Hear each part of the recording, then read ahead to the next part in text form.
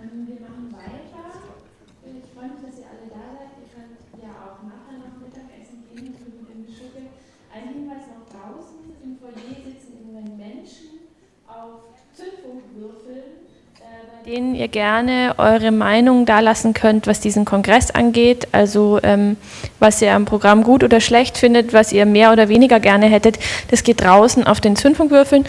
Und jetzt stellt euch Achim einen Mann aus England vor, der mit 4 Gitarren, einer heuchlerischen Katze und extrem vielen Büchern zusammenlebt. So ist es. Er kommt ursprünglich aus Portsmouth im Süden Englands, lebt inzwischen schon sehr, sehr lange in Sheffield, in der Nähe von Sheffield.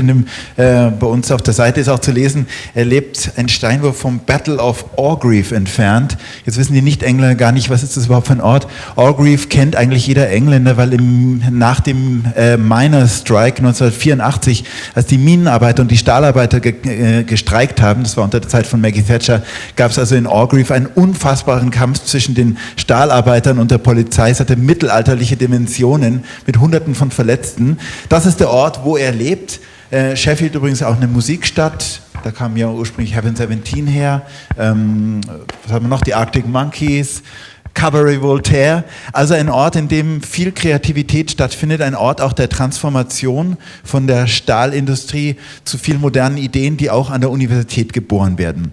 Da ist er der Richtige, er ist nämlich Dozent an der Uni, Futurist, und er wird uns jetzt seinen Zaubertrick erklären. Er steht ja schon da. Nee, wo steht er da? How does the rabbit end up in the hat? Wie kommt das Kaninchen in den Hut? Das fragen wir uns alle und er wird es uns jetzt erklären. Bitte einen großen Applaus für unseren Gast, für Paul Graham Raven. Hier ist er. Herzlich willkommen.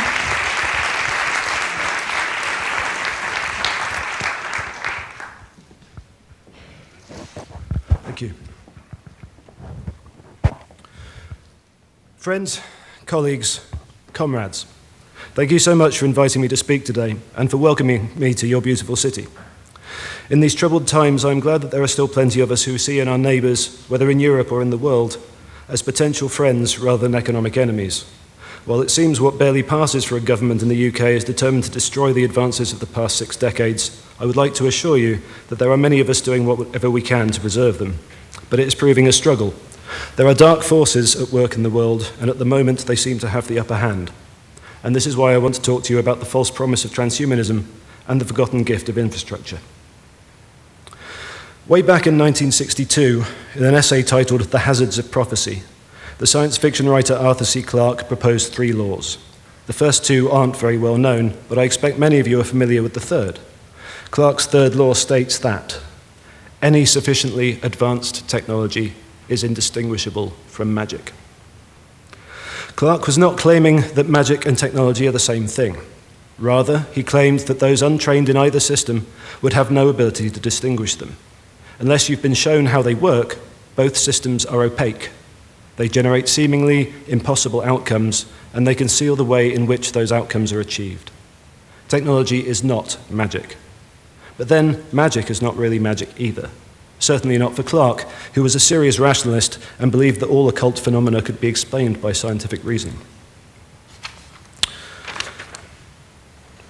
Now, when Clarke says magic, and when I say magic today, we don't mean that guy, we mean that guy. Magic as in stage magic.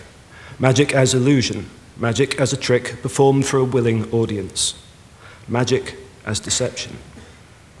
Both the magician and the technologist must keep the technique of their trick a secret, because the mystery is what attracts an audience. The miraculous will always win over the mundane.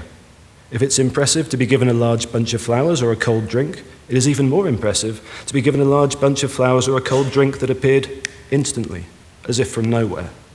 Magic sells. This deception, mostly done without malice, has created a fundamental misunderstanding of what technology actually is. In the second part of this talk, I will tear down that misunderstanding and replace it with a new one. In the third part, I will explain how the misunderstanding started and why it's important that we start making a point of demanding to know how all the magical services on which we rely are brought to us. But in the first part, I'm going to talk about transhumanism, which is perhaps the ultimate expression of Clarke's third law, reworked as a business model, a religion without a god, disguising a politics without a heart.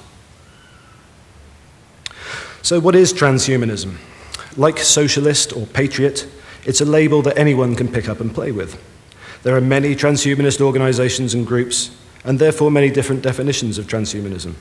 But informing it all is a core of transhumanist philosophy produced by a core of transhumanist thinkers. Many of those who identify with transhumanism are unaware of this philosophy in anything but the most simplistic terms. It should come as no surprise that there are people who support causes which they do not fully understand, because the phenomenon is not new. So I'm going to borrow some terms from the sociologist Irving Goffman, who talks about human behavior in groups and organizations through a metaphor, appropriately enough, borrowed from the theater.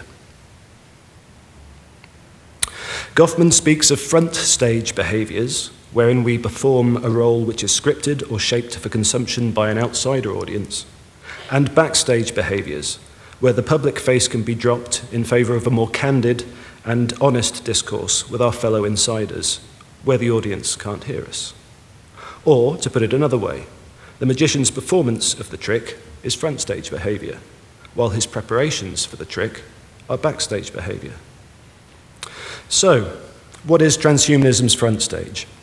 We can get a pretty good idea of how it is perceived by just looking at a good Google image search.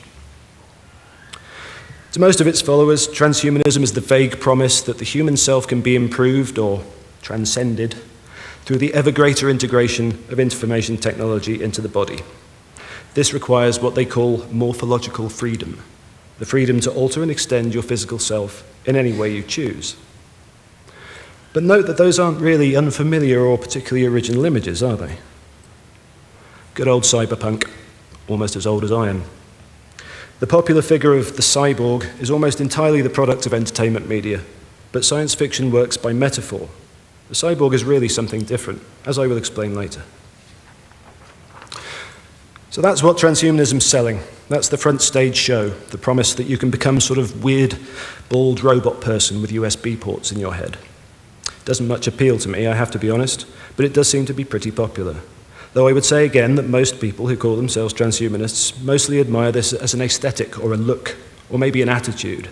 If it came to actually going in for the surgery, I expect many of them would run away quite quickly. But what's happening backstage? To discover that, you have to read the writings of transhumanist philosophers. Not many people bother, especially not for the majority of self-identifying transhumanists, who are happy with the promise on the surface. And here I must confess that, for quite some time, I was one of them. But then I started reading more deeply, and I realized that the surface promise disguises something far less poetic. When talking to one another backstage, transhumanists talk not of prosthetic limbs or brain implants, but of free markets, the total deregulation of commercial activity, the absolute primacy of scientific rationalism. And, if you dig just a little further, you hit a rich vein of so-called race science, technology-enabled social Darwinism, and eugenics. One of the foundational planks of transhumanist philosophy is something known as the proactionary principle. These are the words of leading transhumanist theorist Max More. Apparently that is his real name. Where the precautionary principle is often used to take an absolutist stand against an activity, the proactionary principle allows for handling mixed effects through compensation and remediation instead of prohibition. To put that into plainer English, the precautionary principle, which currently governs most medical and technological work in the so-called developed or Western world, including the EU, means that you can't bring a new product to market without having determined first that it's safe. The proactionary principle, on the other hand, says that you should be able to release a promising new product onto the market immediately and just use the profits to pay off anyone who gets harmed by it. Or, more simply still, your customers are also your laboratory rats. You're probably familiar with a more simply stated version of this principle. At the beginning of this talk, I described transhumanism as being like a religion, but doesn't this sound a bit more like business and politics? Well, yes it does. Both religion and politics operate on the Goffman model. There is a fun, sexy, edgy front stage face for the public, and then there is the deeper project going on backstage, behind the curtain. Now, while there are fringe transhumanist groups with a more or less explicit spiritual or religious agenda, and while there are even Christian and Mormon transhumanist societies, core transhumanism is not a religion because it lacks a deity or a pantheon. It has no gods. But it's inescapable that transhumanism in general has borrowed a great deal of its front stage offer from religion. And given Max Moore's doctoral studies in philosophy, it is hard to conclude that he doesn't know what he's doing. Entschuldigung.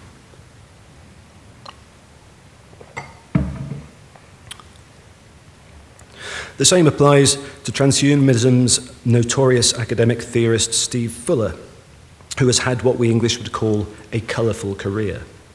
For example, in 2005, Steve Fuller was the man who testified on behalf of the Dover School District in Pennsylvania in the United States, which was seeking to mandate the teaching of so-called intelligent design as an alternative theory to Darwinian evolution. So he's not afraid to back unpopular ideas. Indeed, he's made his career out of it. Fuller is also the architect of an absolutist take on academic freedom, through which he argues that it is the special privilege of academics to make arguments or claims which might cause offence.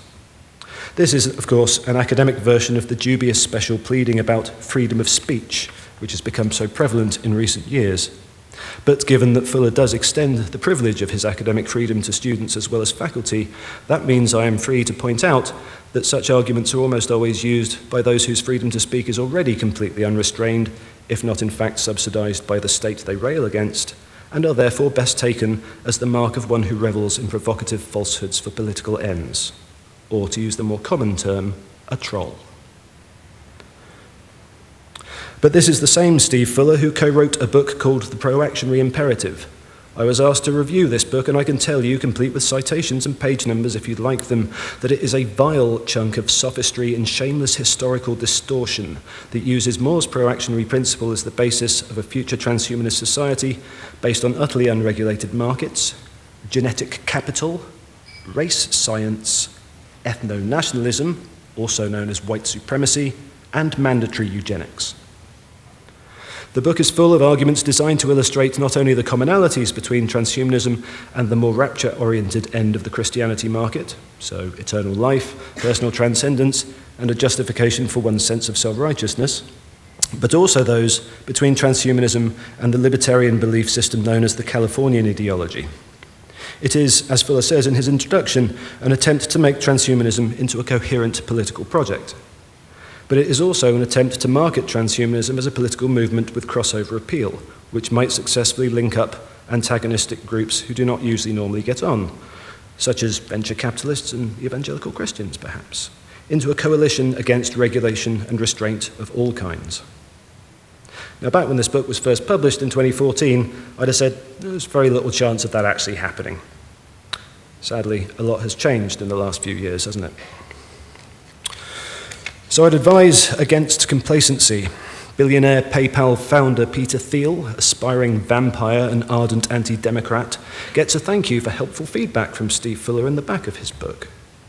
That will be the same Peter Thiel who was the first Valley notable to sign up to President Trump's advisory boards, and among the very few who have not successfully left afterwards. Now, what these people claim to believe seems crazy, and also awful. However, assuming that these people are themselves crazy, or indeed assuming that they actually believe everything that they say they believe, is rather dangerous. We should be careful not to dismiss the backstage threat just because the front stage show seems ridiculous to us. After all, the Trojan horse is not a new concept. Indeed, the transhumanist front stage is the perfect vehicle within which to package indigestible libertarian policy proposals. First, you sell the people the idea of the self as being upgradable or recodable, just like a laptop. And then you ask for money or votes in order to make it happen. This is a very old trap, which only emphasizes how effective it is. And it turns out the bait hasn't changed a great deal either. As an American academic called Dale Carrico once put it so elegantly, transhumanism wants to be Scientology when it grows up. Transhumanism has another promise which is religious in character: immortality through technology. This shows, after all, that there is finally an answer to the question, what can you get the man, and it really is almost always a man, funnily enough, what can you get the man who literally already has everything? But being currently unable to offer actual immortality, because of thermodynamics basically, many transhumanists instead advocate for cryogenic preservation, freezing one's body at the moment of death in the hope that one might be defrosted again sometime in the future when whatever has killed you can be cured. Our friend Max Moore, who we have already met, is a major player in the cryogenics industry. Here's a quote from an article describing his company Alcor's business model. Read that carefully. Alcor's business model involves encouraging people to bequeath a significant portion of their estate at death to the company in exchange for an ill-defined promise of extended life with little or no scientific foundation to possibly be delivered upon at a date in the future which has yet to be determined. In other words, it's a pyramid investment scheme, and the best bit is the early investors can't sue you for fraud because they're already dead. As such, cryogenics is perhaps the ultimate expression of capitalism. Indeed, it's funny how schemes aimed at cheating death always seem to take the same shape. Though I guess you could say that Pharaoh Khufu and Bernie Madoff both gained a sort of immortality, didn't they? Do those who advocate cryogenics really believe in it? I don't know, and really I don't much care. As far as I'm concerned, you may spend your money however you like, and if you really believe that it will buy you back the life you sacrificed in order to accumulate it all, best of luck. I rather suspect you'll never be revived to discover you were duped, not least because I rather suspect that even the genius programmers and marketeers of Silicon Valley can't defeat the laws of thermodynamics. Everyone who ever lives will die.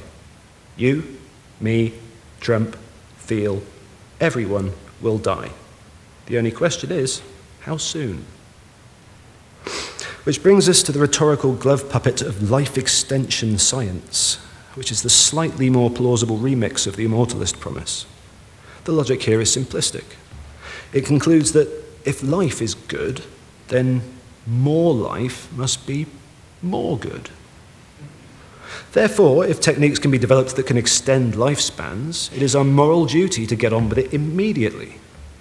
Some transhumanists even argue that every day of human life lost to death is a collective moral failure on our part. Aubrey David Nicholas Jasper de Grey, who can always be relied upon for statements that get crazier the longer you think them through, has argued that refusing to develop and roll out life extension technology is comparable to genocide, which is something that only an old and fairly wealthy white Western guy who is never at any risk of being ethnically cleansed could ever think of saying. But nonetheless, I'm grateful to de Grey for arguing that every year of life lost to premature death is a moral failure, because in doing so he reveals the greed at the heart of the transhumanist project and of the life extension advocacy that it advances. What it is a demand for more special treatment and privileges made by those who've already had far more than most. Because if it was really about preserving as much as possible of all human life, then we could make massive steps towards it right now. Yes, I am pleased to be able to tell you, ladies and gentlemen, that there already exist technologies which could radically extend the lifespans of literally billions of human beings alive right now. You may, in fact, already have heard of some of them. Sanitation, education, regulation, contraception, universal health care, clean water, quality housing, healthy untainted foods, participatory economics, and participatory political systems. And there's a sad sort of irony here, in that the vast majority of transhumanists, from the front stage foot soldiers right up to the backstage ideologues, have never, ever lived outside the protection of those systems. Just like the vast majority of us here today, their lives have been invisibly and magically propped up by systems that they never think about. They're willing to buy a narrative in which technology can deliver magical outcomes because they spent their entire lives living in a narrative in which technology can deliver magical outcomes, as have we all. So now I want to talk about technology and cyborgs, but in a way that refuses to fall for that magic trick, which means it's time to talk about infrastructure. Now, transhumanism's front stage promise is that you can become a cyborg and have your lifespan extended. Posthumanism is rather different in that it seeks to show us that we are already a cyborg with its lifespan extended. Note that I say we are a cyborg rather than we are many cyborgs. The difference between transhumanism and posthumanism is essentially the difference between capitalism and socialism. Transhumanism empowers the individual over the collective, while posthumanism empowers the collective over the individual. Now, what's that got to do with technology and infrastructure? To explain, I hope you'll indulge an amateur science fiction writer in a little bit of time travel. But first we need to turn to the concept of the cyborg itself, which doesn't quite mean what popular culture tends to think it means. The cyber in cyborg comes from the Greek word kyber, meaning steersman, the one who controls the boat. Cybernetics is therefore the study of control systems. This usually refers to the control of machines by information technology, but it doesn't have to mean that. In fact, information theory tells us that even in very simple systems, there are flows of information helping to control and adjust action in real time in response to the environment. As the anthropologist Gregory Bateson once said, a man swinging an axe at a tree is an information system. Or, in other words, any person using a tool to do work in the world is a cybernetic system, a cybernetic organism, a cyborg.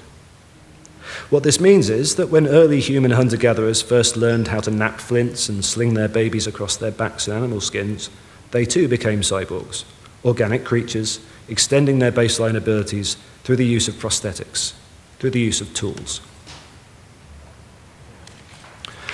Now, hunter-gatherer culture was, by definition, nomadic. They never stayed in one place too long, because if they did, they'd exhaust the resources in that location.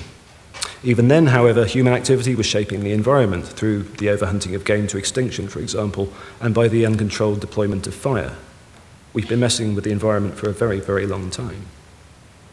Their only tools were what they could carry, or what they could make from what they could pick up locally. So, flint blades, wooden spears, bone needles, clothes made of skin.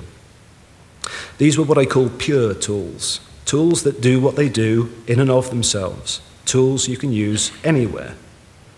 As such, our hunter-gatherer ancestors were collectives of cyborgs, working in groups, but each possessing their own individual augmentations. Eventually, hunter-gathering lifestyles gave way to agriculture, to staying in one place, in other words. And that's when the first crude infrastructures begin to appear. Tracks get cleared through the forest, irrigation ditches get dug, and so on. A settled agricultural lifestyle also increased both the number and diversity of the tools one could have, because you no longer needed to carry them all with you everywhere you went. You could leave them in your hut. But infrastructures are different to tools. So, okay, they are prostheses of a sort, they're extensions of the self in just the same way, extensions of the baseline ability to perform certain tasks. But what infrastructures really do is enable the development of a new class of tool, tools which would be useless if the infrastructure wasn't there. For example, you only develop a handcart for moving stuff around once you've got a fairly clear and smooth path for it to move along. A handcart isn't a lot of use in the middle of an uncleared forest. My point might be clearer with a more modern example. In the absence of a 4G network coverage and/or an energy supply with which to charge it, your smartphone is just a paperweight. Handcarts and smartphones are also tools, of course, but they are impure tools, tools whose use is only possible in a certain infrastructural context. They are interfaces, in other words, tools through which infrastructural functions are accessed, tools which, in the absence of infrastructural functions, cannot function properly or cannot function at all. But infrastructure has other consequences. Quite simply, life was better with infrastructure, safer, more productive. It freed up time for doing other things than just basically surviving. As such, the earliest agricultural humans quickly became dependent on their infrastructures. This was different to the earlier dependency on tool-making skills. Infrastructural dependency is inescapably communal. The technologies on which an individual's life now depends are extensions not just of their own body, but of the collective body of the whole tribal village. So infrastructure represents a transition in human socio-technical relations, a shift from being a collective of cyborgs to being a cyborg collective, a plural yet singular organism tied together and tied in one place by the systems it has built up around itself. But as populations grow and become ever more hungry for resources, those resources must come from ever further away. And as a result, they are delivered through increasingly complex systems in which the consumer only ever encounters the interface. Here's what I mean. The person in figure A lives in a pre-infrastructural settlement, which by necessity would have had to be close to a supply of water. That means they can just go and get some water from the river in a bucket. The bucket is a pure tool. It will work anywhere, as long as there's some water to put in the bucket. The person in figure B, however, lives somewhere more like maybe a town of the Roman Empire, a settlement which has increased in numbers and therefore either needs more water than is immediately available or has polluted the nearest water by using it as a waste disposal vector. Good thing we're not so dumb to do that anymore, right? So they run an aqueduct up into the hills and they bring the water down into the town centre, but they don't just let it spill out, they direct it into things like fountains, which make it easier for people to make use of the water safely without having to leave the settlement. Compared to the old days, when you'd have to trek for miles and carry water home, it must have seemed like magic. Water just appeared, as and when you needed it. And the person in figure C lives somewhere a bit like where we live now. Now the water comes from many, many miles away through a complex network of pipes and pumps and treatment plants, managed by thousands of people we never meet. And now we can acquire and make use of water safely without even having to leave our house. And nowadays there's even more stuff, even more interfaces at the household end of the pipes, such as washing machines, which make use of multiple infrastructural functionalities, in this case water and electricity, to provide even more magical services. I mean, what could be more magical than a box in your kitchen where you put your dirty dishes and they come out clean, right? That is total magic. But there is a clear consequence to the ever-increasing range, power, and ubiquity of this ability to perform magic, because the magic nonetheless requires that we consume distant resources and send away our waste. As a cyborg collective, we are now all dependent upon and part of a complex and effectively global system of systems, which provides us resources and services on demand, and conceals the manner in which that provision is achieved. Or, to put it another way, infrastructure is a colossal magic trick that we have successfully played on ourselves. We look at our smartphones, our light bulbs, and our plumbing and assume that they are doing all the work, when in fact they are merely the place at which the work is delivered to us. This in turn lets us pretend that the environmental destruction of which we're vaguely aware isn't our fault. Our consumptions appear to have no consequences, because those consumptions actually happen somewhere else, somewhere backstage, you might say.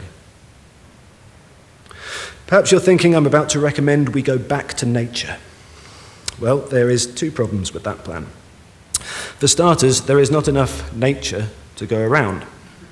Over the centuries, infrastructure and the advanced technologies and sciences which infrastructure makes possible has become something called a force multiplier, which is to say it massively increases the human population which can be supported by each square kilometre of land.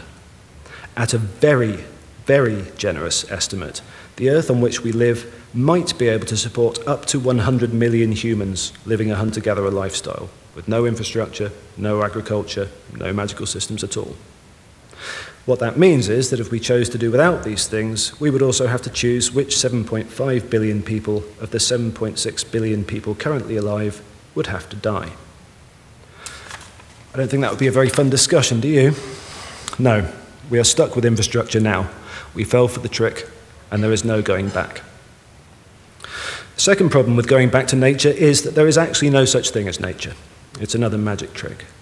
In fact, nature is the magic trick that made the infrastructure trick possible in the first place, just like the infrastructure trick makes the transhumanist trick possible. Let me show you how it's done. So, social theorist academics like myself sometimes talk about something we call the social-natural dichotomy.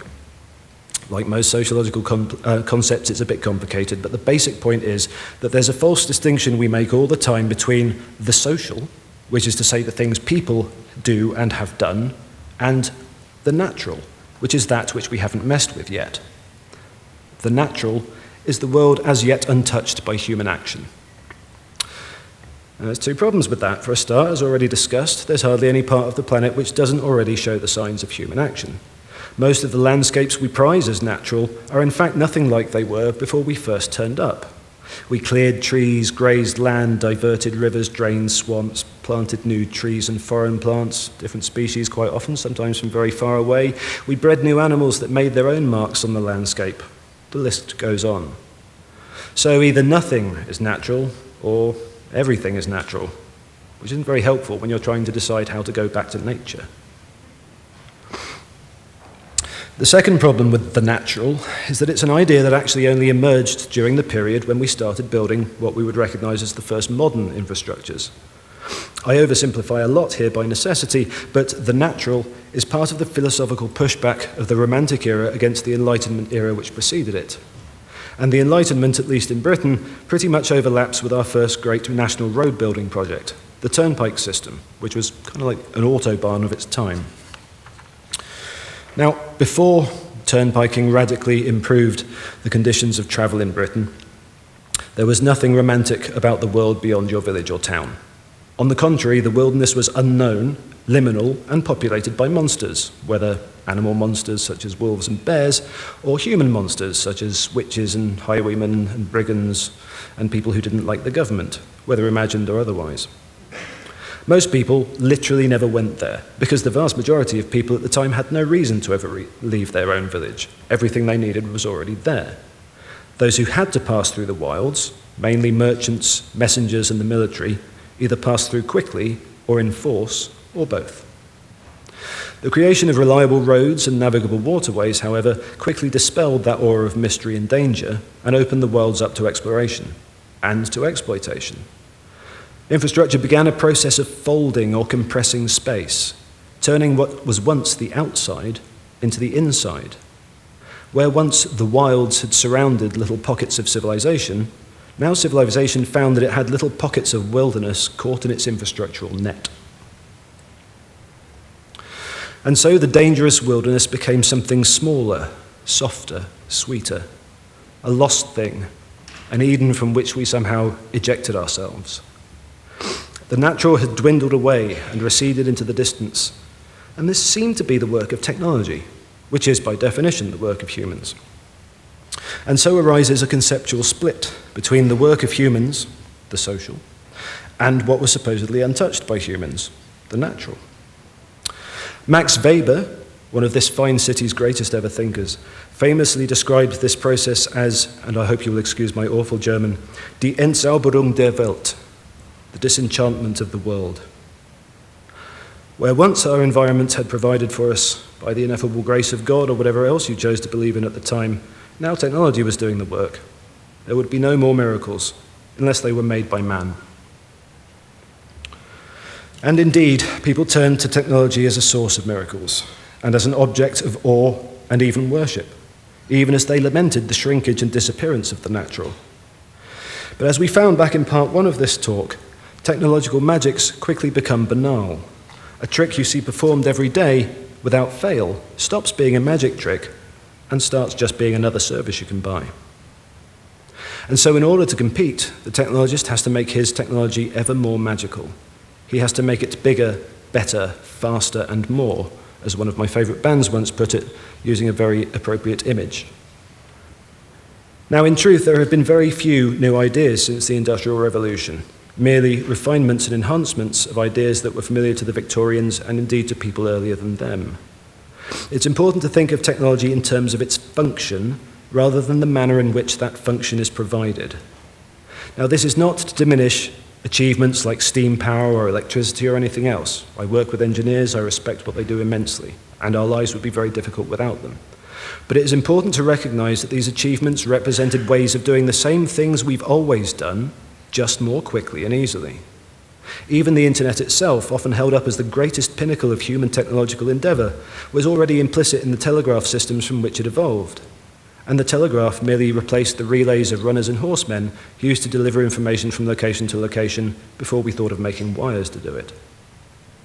What about driverless cars? Come on. No Victorian who could afford a coach and horse would have ever driven it himself unless you were an eccentric or an enthusiast.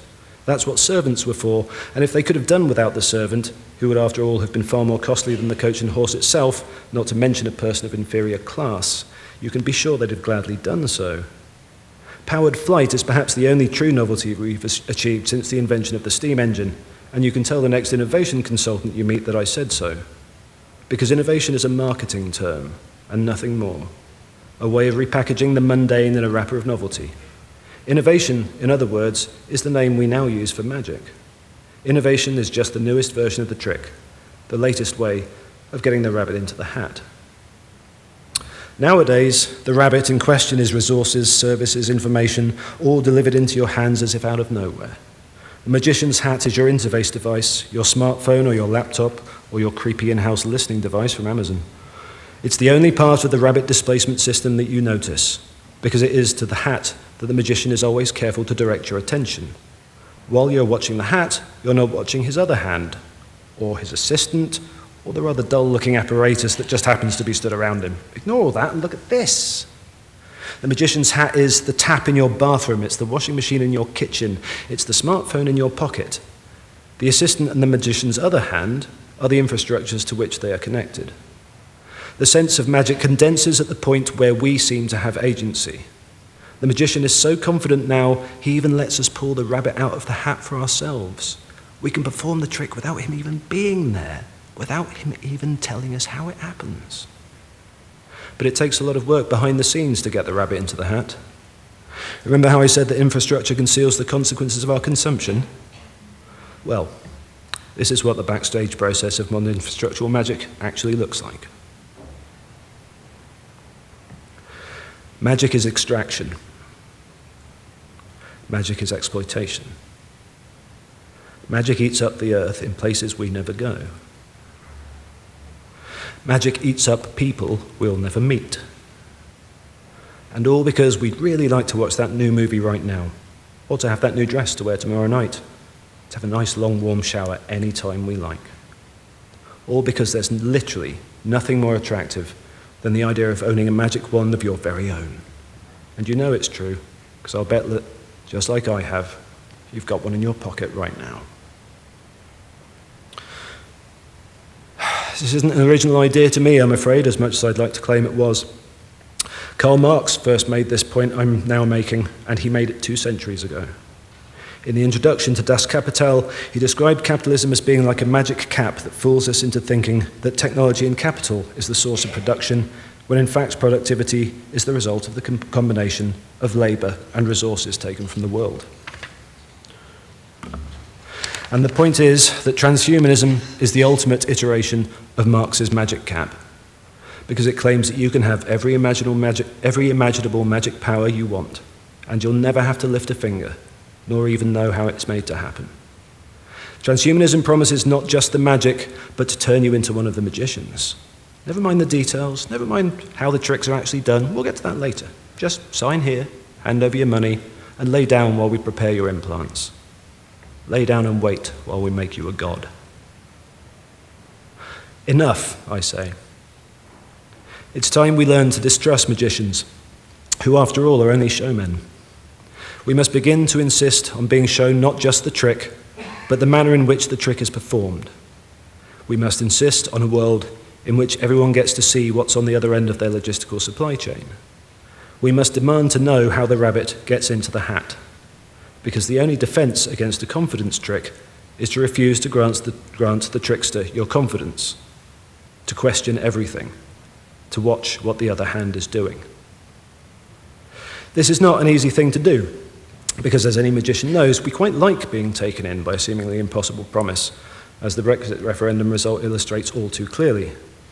Magic and technology both rely on a willful ignorance. Transhumanism, as perhaps the ultimate expression of both technology and capitalism, exploits that same phenomenon mercilessly. It's nothing to do with the enhancement or the extension of human life. It's about the enhancement of extension of life for those few humans who can afford it. And hey, what do you know? The ones who can afford it are already living lives that are far more magical than even those of we relatively privileged members of the European middle class sat in this room. It's the oldest lie there is, dressed up in the very newest clothes. A promise so tempting that we choose not to ask how it will be delivered. But the means of civilization are not justified by the ends. On the contrary, the means are the ends. We are all parts of one another's infrastructure. We are all one another's magician's assistant. We are all playing our parts in getting rabbits into hats, whether we realize it or not. And I say that it is time we did realize it. Time we realise that the only person in the room not doing any real work is the magician, and that all his so-called magic has been in fact stolen from the world that he's stealing from us. I say it's time we take the world back from the illusionists and remember where the true magic has always been. It's time to re-enchant the world. Thank you for listening.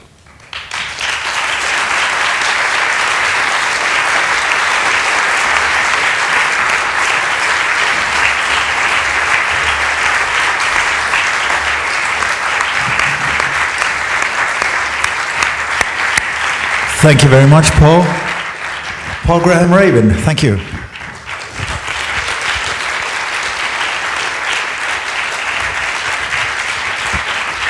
And thanks for listening. Ich habe mein Mikro jetzt gerade verlegt, jetzt nehme ich mal das. Gibt es denn noch Fragen an Paul?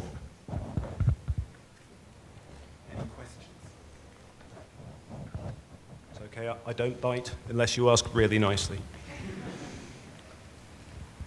Ihr müsst natürlich nicht. Doch, eine, ich habe es entdeckt.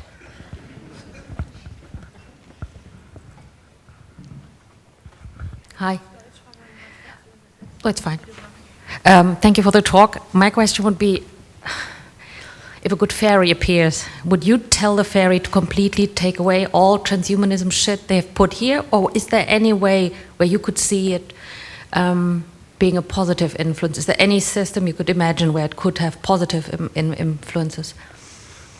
I think my point would be that what transhumanism does is it packages up things that are already there, things that are, so it packages up ideas from medicine, from advanced technology, from infrastructure, from politics, from everything else. And what it does, it says, and it tries to make a claim that they're somehow separate. It's sort of like, oh, well, this is, the distinction between life extension science and, I mean, that's medicine, right? That's what medicine is for. It's to make us live longer. But sort of saying, oh, well, no, we'd like, medicine's good, but life extension science, and it's special pleading. It's like, well, yeah, everyone, it's good that we all have medicine. That's good, but what I'd like is special medicine. Special medicine that it's a bit new and experimental and expensive, and so we can't give it to everyone, but I really think I should get it, and it's I'm not anti-technological at all.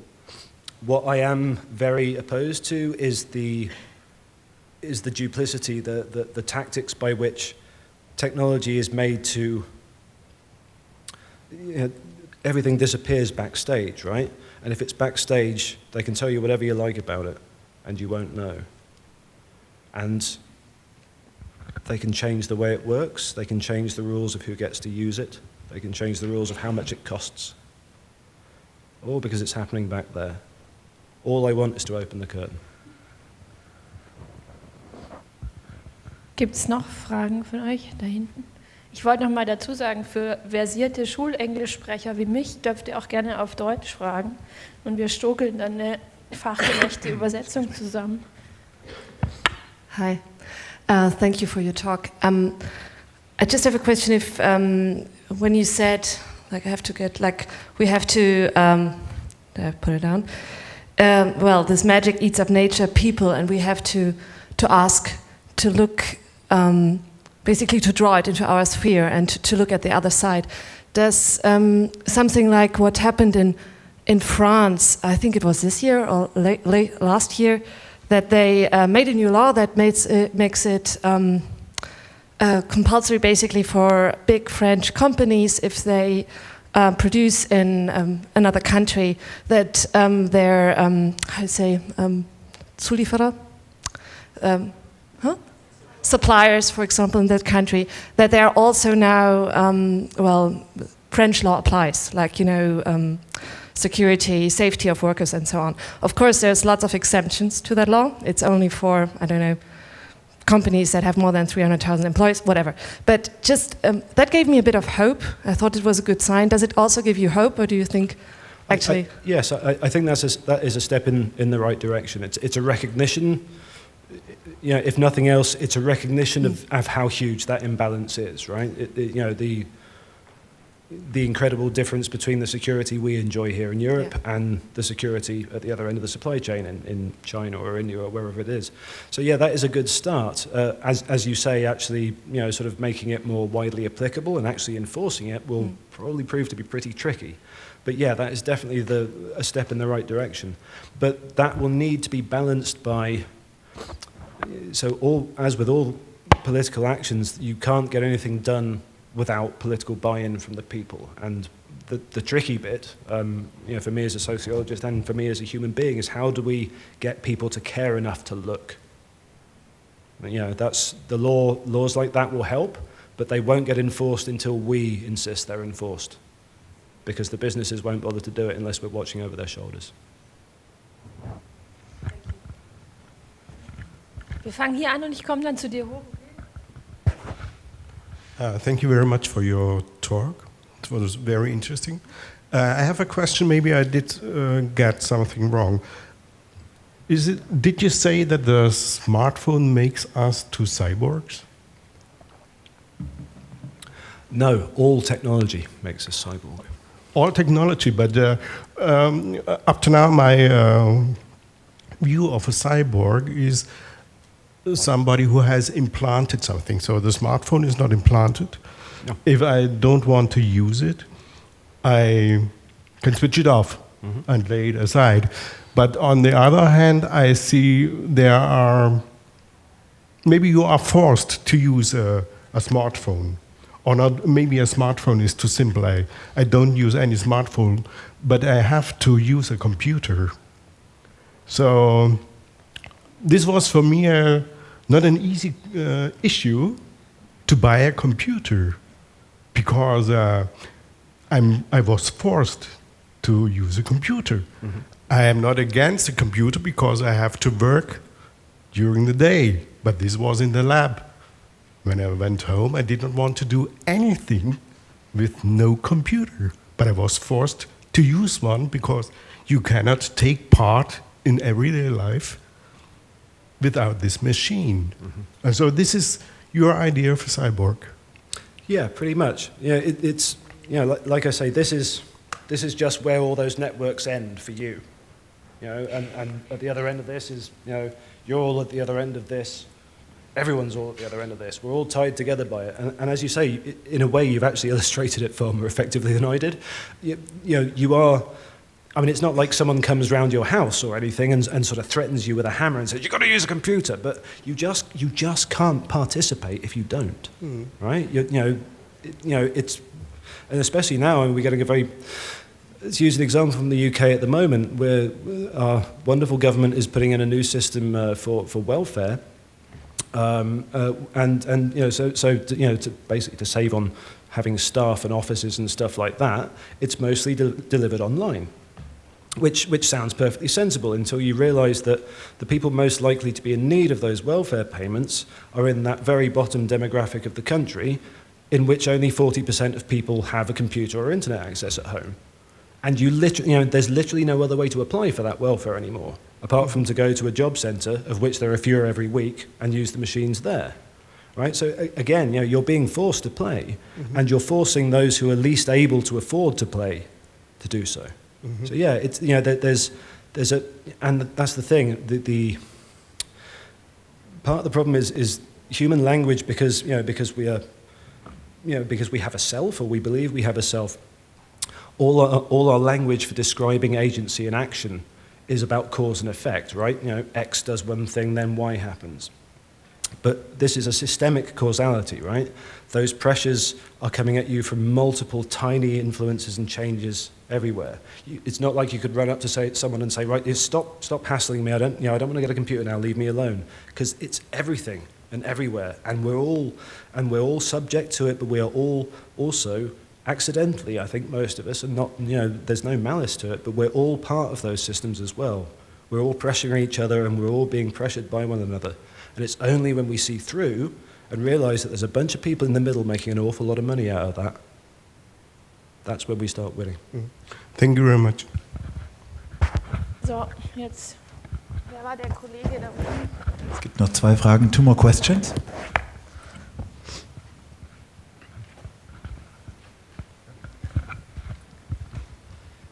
Hi. I found it very interesting how you compare transhumanism to posthumanism, and I haven't been understanding this difference before. And I got that how you criticize, or as far as I understood, you criticize transhumanism for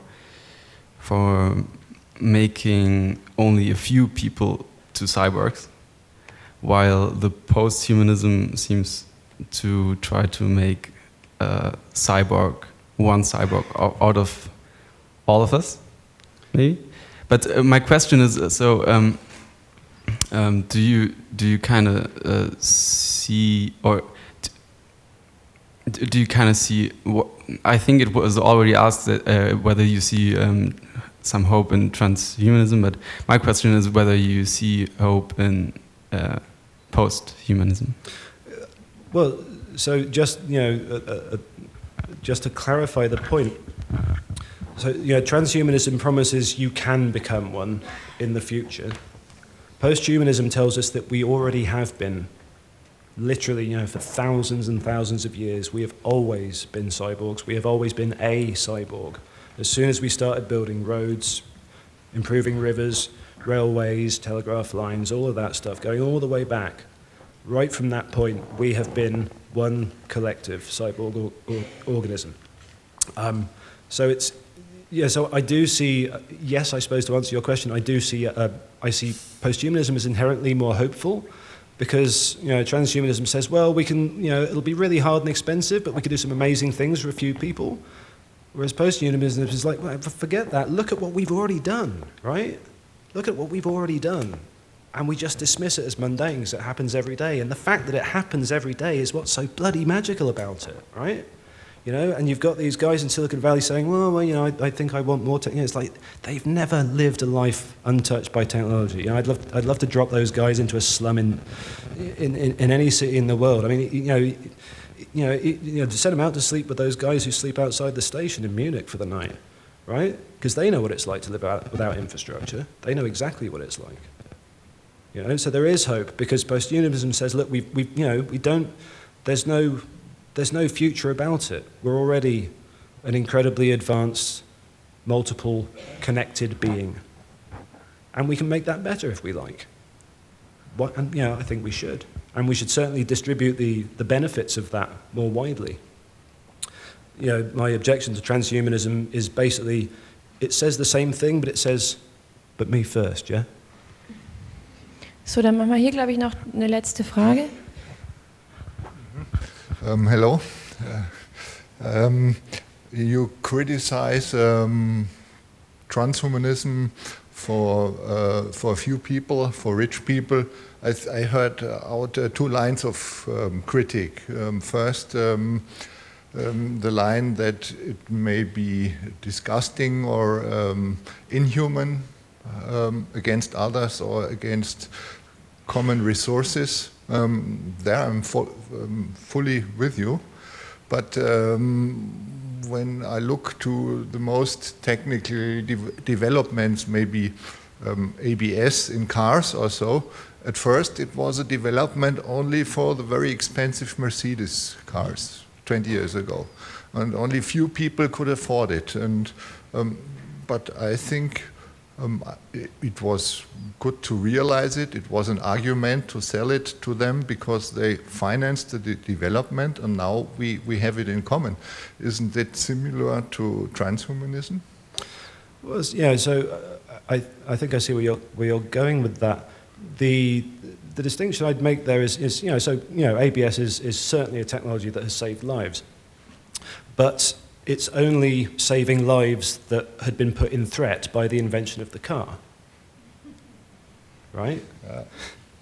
So, and again, like I say, I'm really not anti-technology. I try to use as little as I can get away with, because I think that's, for one thing, it's just better for my sanity, to be quite honest.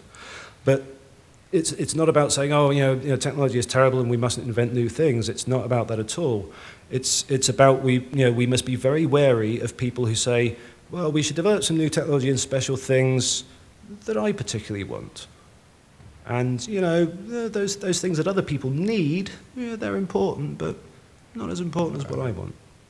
You know? So yeah, you know, it would be, you know, in an ideal world, it wouldn't run under capitalism, right? You know, as soon as ABS was a thing, we'd put it in every car. But then again, in a world without capitalism, we probably wouldn't have cars. So it's hard to say. But to be very clear, it's not. You know, I'm not anti-technology.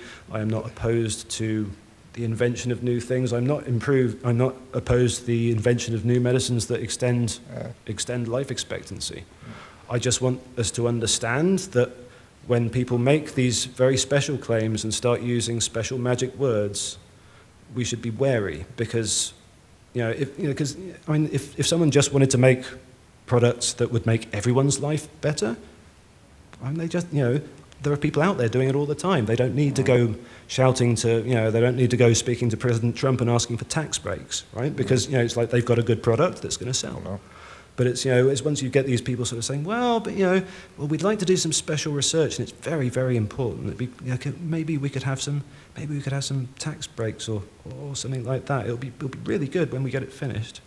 It's all special pleading. That's what concerns me. It's an elitist operation. Technology is as I've been trying to say, technology is the screen, right? We don't see what's going on behind. And yeah, sure, we're getting benefits. We're getting this wonderful magic show of a life out the front. But out the back, someone's counting the money, and that stack of money is getting bigger and bigger all the time. And that's what worries me, because money is power. Okay.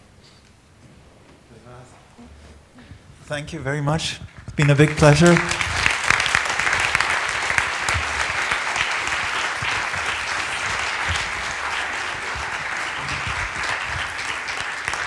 So viel schlaue Sätze und in seinem Englisch klingt es noch viel toller. And so much wisdom. And in your English it even sounds better. That's very flattering, but I'm really looking forward to this wonderful Munich beer I've been promised. You will get it. And some sunshine as well. All good.